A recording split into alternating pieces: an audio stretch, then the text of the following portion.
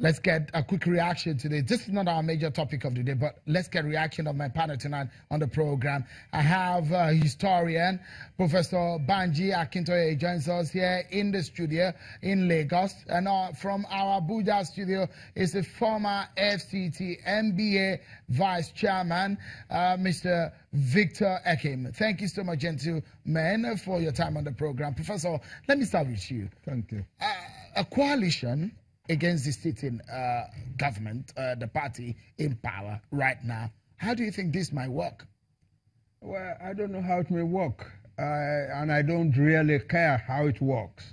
All I want is that Nigerians should unite to get Buhari and his government out of the place of the federal government of Nigeria. Why? Why are you saying that? Buhari is destroying our country. What do you mean? He's destroying our country. Look at what he's doing with people who are going around killing, and he's not taking action against them.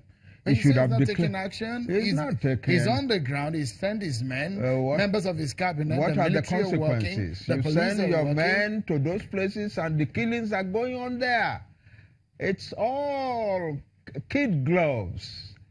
Yeah, there is nothing concrete happening. So you think what needs to happen? A coalition, a political coalition, especially with a major opposition party, might do a wonder in 2019? I hope so. I would desire so. And because I think Buhari should not continue to rule us anymore.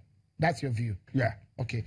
Let's get the views of Mr. Victor Ekim, a former vice chairman of the NBA in Abuja. Thank you so much for your time. So what do you think how this can play out? Can any political party or group of political parties again be lucky, as the APC was lucky to remove the PDP out of prominence again in 2019? They did that in 2015.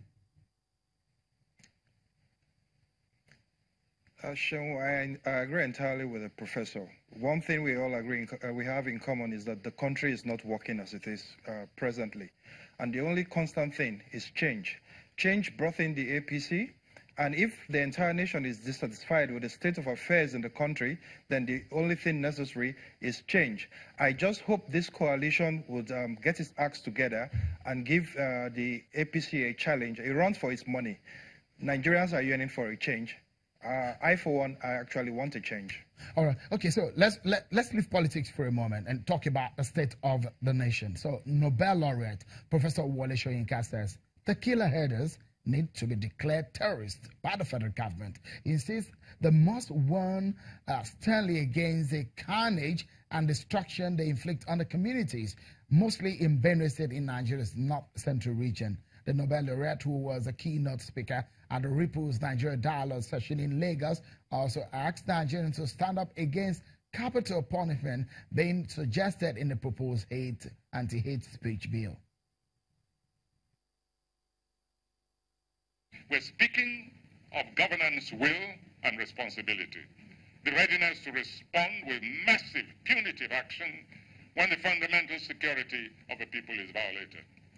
We're speaking here of a president showing up at the arena of human desecration, not to shed any unctuous tears, but to read the riot act and give orders right on the scene of violation. Order his forces into action against the arrogant, bloodthirsty renegades of society who wallow in the blood of others, having been assured, some way or the other, of the cloak of impunity.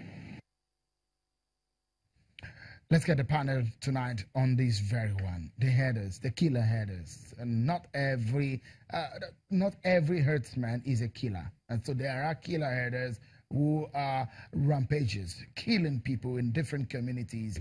The military says they've instituted Operation Cat Race in about 6 states of the Federation. But how far has that gone? So let's take the premise from what Professor Wole Soyinka is saying and the handling of the federal government. Professor Banji Akintoye and Mr. Victor Ekim have been on the program. Professor, thank you. What can you make of what Professor Wole Soyinka said today? He's saying the right thing. We can't have a country in which people feel that they are free to go around killing people at random and at will. We cannot have a country like that. Obviously, these are terrorists. And the government owes Nigeria the duty of getting them out of Nigeria.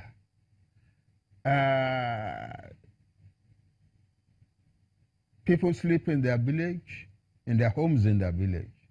And some Nigerians, think they have a right to go there, touch the houses, and kill people as they rush out of the burning houses. And we are counting 10, 20, 30, 50, 70, 80, more people. In the Agatu part of Benue State, we counted hundreds. And they're still free to go around doing exactly that. How do you, Prof? How do you determine a group a terrorist? How do you determine whether or not a group is a terrorist? A group is a terrorist that decides that it has a purpose to attack society and levy violence against the people of society. That's a terrorist organization.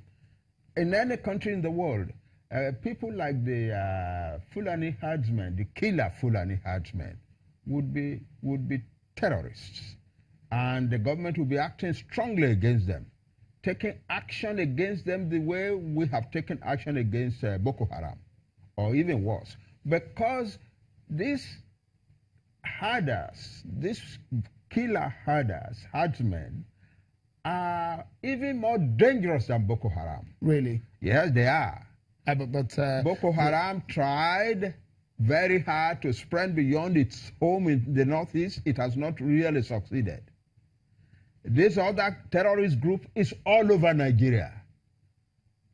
There is no state in the middle belt and the south that they have not killed people in.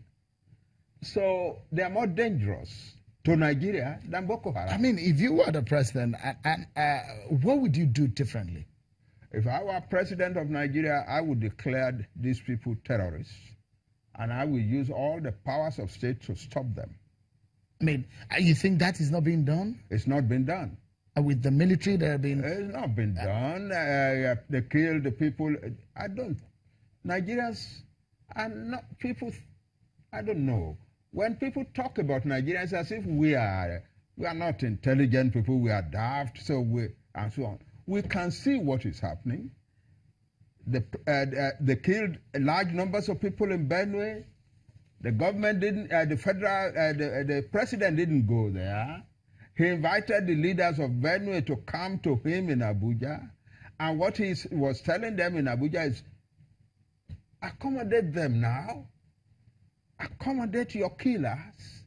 Is that something that a leader says to his people?